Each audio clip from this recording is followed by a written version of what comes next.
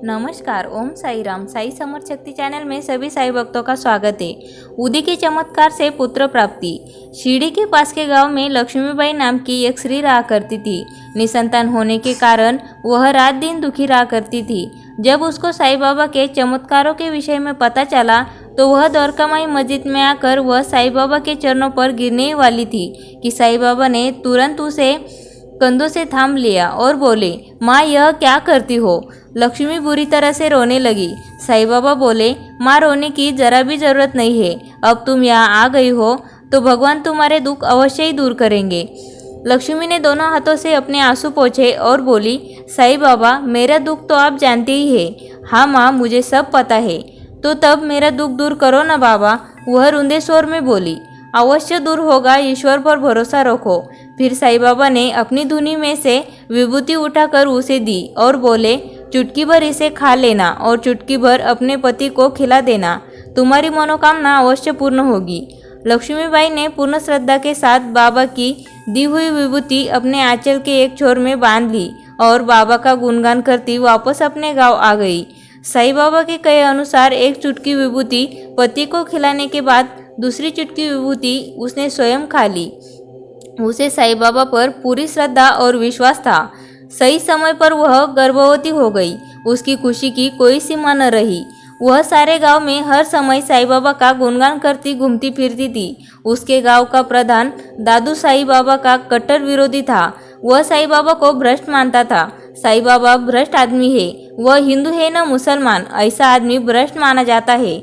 लक्ष्मी द्वारा गांव में बाबा का गुणगान करते फिरना उसे बहुत बुरा लगा।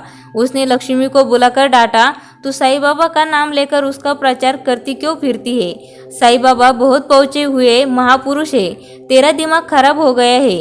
प्रधान गुस्से से आग बबूला हो गया। उसने लक्ष्मी को बहुत बुरी तरह से डांटा और धमकाया और आगे से फिर कभी साईं बाबा का नाम न लेने का आदेश सुना दिया। पर वह भला कहाँ मानने वाली थी। उसने साईं बाबा का गुणगान पहले की तरह करना जारी रखा। इस पर गांव प्रधान और बुरी तरह से जल भून गया। उसने लक्ष्मी को सबक सिखाने की सोची। लक्ष्मी गर्भवती है, यदि किसी तरह से इसका गर्भ नष्ट कर दिया जाए तो वह पागल हो जाएगी और साईं बाबा का गुणगान करना बंद कर देगी। अपने मन में ऐसा विचार कर प्रधान ने लक्ष्मीबाई को गर्भपात की अचूक दवा दे दी। उसने यह चाल इस प्रकार चली कि लक्ष्मीबाई को इस बारे में जरा सा भी संदेह न हुआ। जब दवा ने अपना असर दिखाना शुरू किया तो लक्ष्मी बुरी तरह से घबरा गई।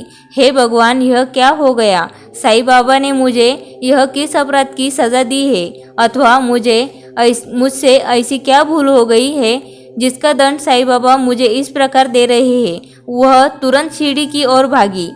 गिरते पड़ते हुए वह शिरडी आई। द्वारकामाई मस्जिद आकर वह साईं बाबा के सामने बुरी तरह से विलाप करने लगी। साईं बाबा मौन बैठे रहे। लक्ष्मी बिलक बिलक कर अपनी भूल चूक के लिए क्षमा मांगने लगी। साईं बाबा ने उसे एक चुटकी विभूति देकर कहा, इसे खा ले, जा भाग यहाँ से, सब ठीक हो जाएगा, चिंता मत कर। लक्ष्मी ने तुरंत साईं बाबा की आज्ञा का पालन किया। विभूति खाते ही उसका रक्तस्राव बंद हो गया। ठीक इसी समय प्रधान की हालत मरणासन हो गई। वह मुंह से खून फेंकने लगा। उसे अत्यंत घबराहट होने लगी। वह समझ गया कि यह सब साईं बाबा का ही चमत्कार है। उसे अपनी गलती का एहसास हो गया। वह भागकर शिरडी पहुंचा और साईं बाबा के चरणों में गिरकर अपनी गलती के लिए क्षमा याचना करने लगा। बाबा ने उसे क्षमा कर दिया। वह ठीक हो गया। लक्ष्मीबाई ने सही समय पर एक बच्चे को जन्म दिया। उसकी मनोकामना पूरी हो गई। प्रधान ने भी खुशियां मनाई और वह साईं बाबा की जय जयकार करने लगा।